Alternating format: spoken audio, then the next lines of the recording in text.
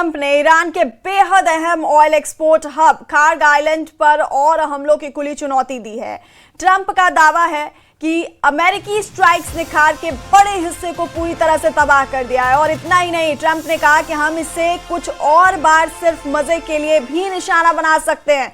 दूसरी तरफ ईरान ने साफ कर दिया है कि वो अपने जवाबी हमलों को और तेज करेगा।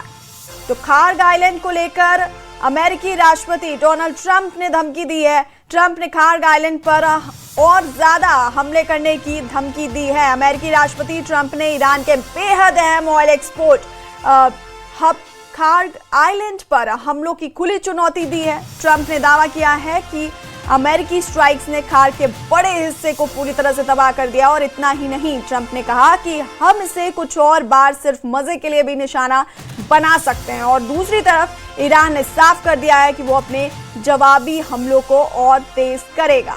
तो खार्ग आइलैंड को लेकर डोनाल्ड ट्रंप ने ये धमकी दी है। ट्रंप ने खार्ग आइलैंड पर हमले तेज करने की धमकी दी है। ट्रंप ने कहा कि हम खार्ग के बड़े हिस्से को हमने तबाह किया है और सिर्फ मजे के लिए कुछ और हमले हम कर सकते हैं।